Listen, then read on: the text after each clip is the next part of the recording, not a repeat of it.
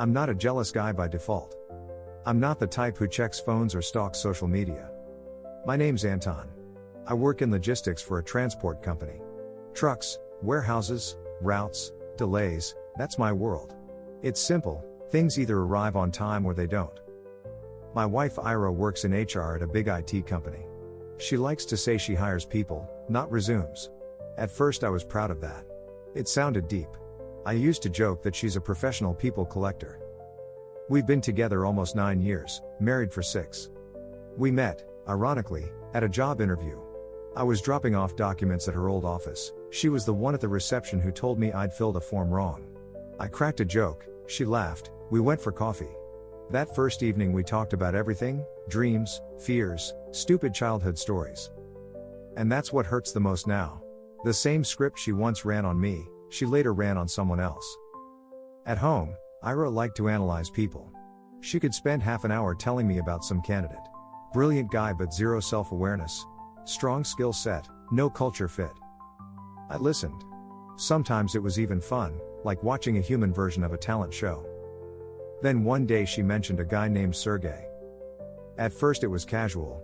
There was this Sergey today, really charismatic. He bombed one question but we just kept talking. He has such a story. Next week. Remember Sergey? He came back for the second stage. We talked about life for, like, an hour after the interview. He's been through a lot. Then it became. Sergey wrote to thank me for the feedback. He said he's never had such a deep conversation in an interview. I noticed his name kept coming up. Different days, same guy.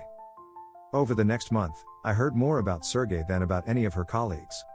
My dinners were cooling on the table while she typed long messages to support a candidate who's going through a tough time. I joked once. So, am I still your main long-term hire, or is Sergey on probation for the husband role now? She didn't laugh. She got offended. That's not funny, Anton. You don't understand my job at all. Okay. Then he got hired. One evening she came home glowing, threw her bag on the chair and said, "Remember Sergey? He accepted our offer. I'm so happy. I really fought for him." I asked, "Oh, so he's on your team now?" She smiled in this soft way I hadn't seen for a while. "Yeah. I'll be his HR partner for the first months. I'll help him onboard, support, feedback, one-on-ones." That word, one-on-ones, started showing up a lot. At first it was, I'm staying late, one-on-one with Sergey, helping him adapt. Then, we went for coffee after work, he needed to vent about his previous company. Then, we did his performance goals together, he really opens up with me.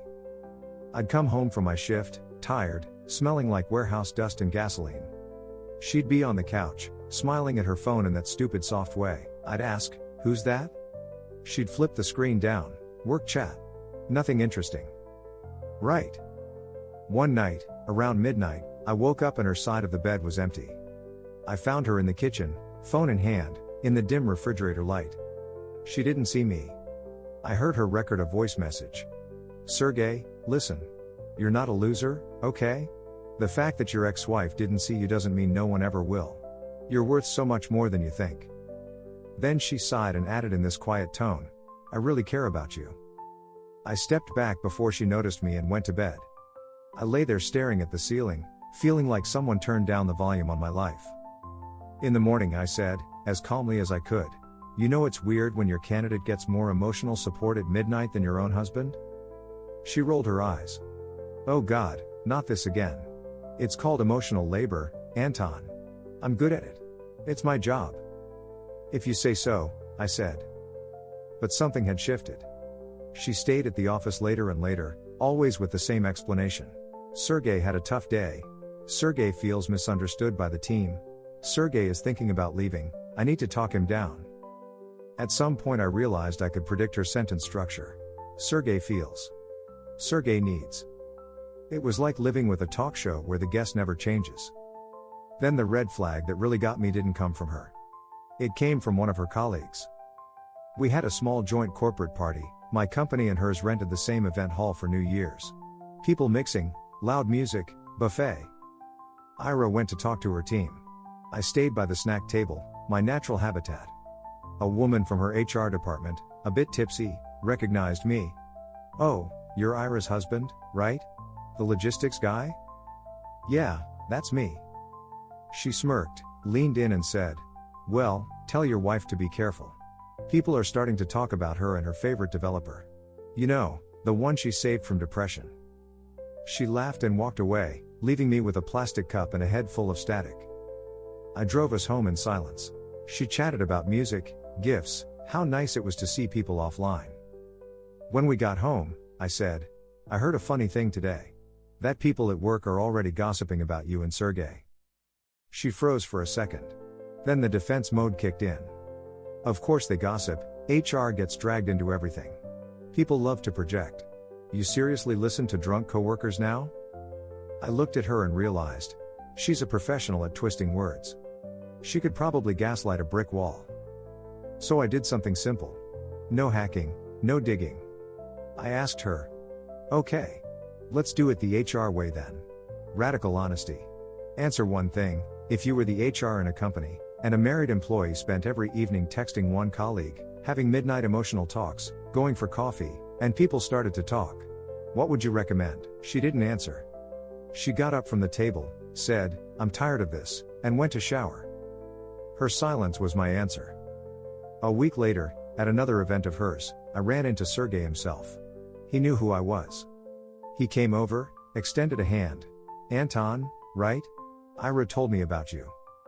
I shook his hand. His eyes slipped away faster than they should. We talked for maybe 3 minutes. He praised her. "She's really helped me a lot. I don't know how I'd survive this year without her." I believed him. I just didn't like what that meant. That night, after we got home, I told her calmly, "Ira, I'm going to say this once, like a feedback session. I feel like I'm no longer your main relationship.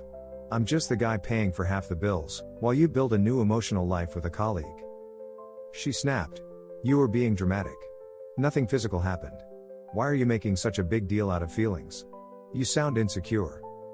And there it was, nothing physical happened. As if everything before that doesn't count. I said, "Look, you're the one who always talks about emotional safety at work. So hear this, I don't feel emotionally safe with you anymore." She laughed in that cold way I'd never heard from her before. "Maybe you should work on your self-esteem then." That was the point I mentally checked out. The body stayed for a while, but my heart left the building. A month later, I told her I wanted to separate. She didn't believe me at first. Then she got angry. "So you're destroying our marriage because I did my job too well? Because I care about people?" I said, "No. I'm leaving because you forgot that I'm people too." In the end, we split. No huge scandals. No lawsuits.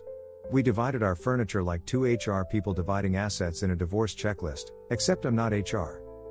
Last I heard, Sergey stayed in the company. Ira still posts things on LinkedIn about healthy boundaries and protecting your energy. Maybe she believes it. Maybe she'll eventually look back and realize she crossed a line way before anything physical ever happened. As for me, I work the same job with trucks and routes and schedules. I like it now more than ever. Because in logistics, if something doesn't arrive where it should, you don't call it emotional labor. You call it what it is, a failed delivery. And you stop waiting at the wrong address.